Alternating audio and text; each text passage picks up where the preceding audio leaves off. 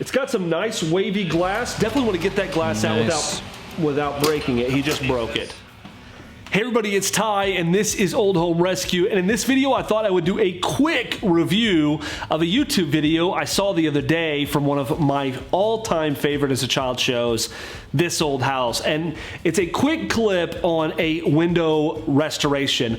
Now, you may or may not know this. I am one of the owners of Old Home Rescue, and we restore thousands of window sashes every single year for old houses and old homes. And I saw this and I thought, wow, I'm so glad that they're actually highlighting window restoration. But I also thought maybe I should comment on some of the ways that I'm seeing them do it. So I am super excited that someone is actually on TV talking about window restoration. I think it is so important, but I do want to point out a couple of things that they get right and a few things they get wrong in this video. So this is This Old House, and the title of this, if you want to search it, I'll leave a link for it in the description below. It's How to Restore an Antique Window.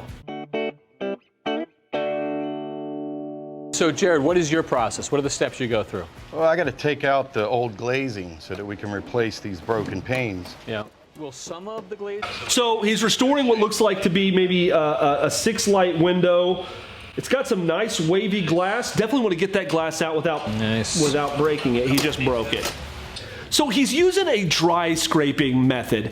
Now there's a couple of things to think about. There are several different methods to remove paint and to remove glazing. You can use a chemical, which we don't really recommend. You can use a dry method, but when you're using that dry method, you really got to think about, one is that all that stuff is really going to cling on there. There's nothing really helping release that paint or release that putty. And two, the actual like dust that could be from the lead-based paint. Now I do see in this video that nobody here is really wearing any equipment to deal with the fact that there may be lead-based paint. The third option is going to be heat, which I think would be a good application for this, but let's see how well they do with dry. I think they're going to break a lot of glass. Newer. This is a newer pane. It's not period to the house.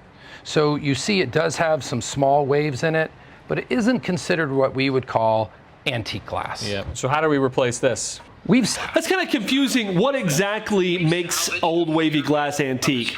Really, if I find wavy glass in it, I consider it antique. Salvaged a fair bit of historic wavy glass, which we'll use as replacements. And if we run out, we'll go back with a more modern glass. Okay. I'm not a big fan of that opinion. So it looks like they're breaking most of the glass, which would not be recommended in most professional window restoration settings. They're using a 5-in-1 tool, which is a common painter's tool. He is scraping his bed real good there, trying to get that paint off that glass bed so you can reglaze it. Ready to sand these muttons now.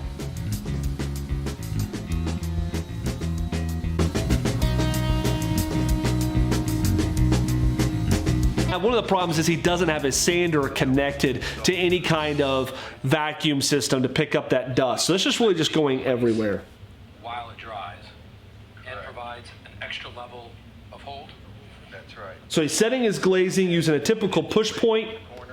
He didn't bed set it, and he didn't prime his glazing bed. I would really encourage, if you're doing your own, to prime that glazing bed and then to bed set it with putty before you set that new glass piece or that old wavy glass piece that you saved. Need to roll it around and kind of loosen it up. They're using DAP 33, which is one of the most popular glazing types. It's available about every home store. If you want a review of the top glazing brands out there, we did a review. You can check it out right there in the link above. Oh yeah. Thank you, Jared. Thank you, Jay. You got it, guys. Heat is the big problem in the South, Kevin. And this is a product that I personally like to use. Little film here. It's got a little tint to it. Ever so slightly. Yeah. So you put it up in... Now, I will say this from working with our local historic preservation office, film is not generally encouraged on vintage antique windows. The other added benefit... One of the things you find with film is it can really age over time. It can get dry, crackle, and fall off.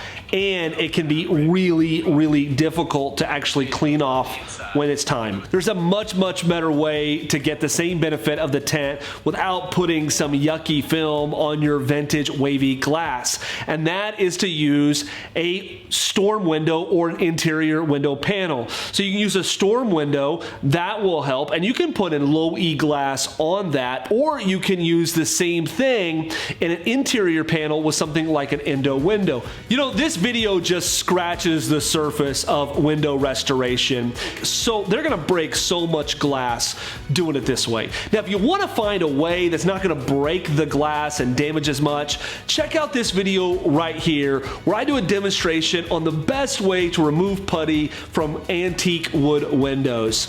If you like what you're watching here, if you wanna see more houses restored and rescued, please support our mission by subscribing to the channel. And if you have a video that you would like us to review, leave it in the comments below.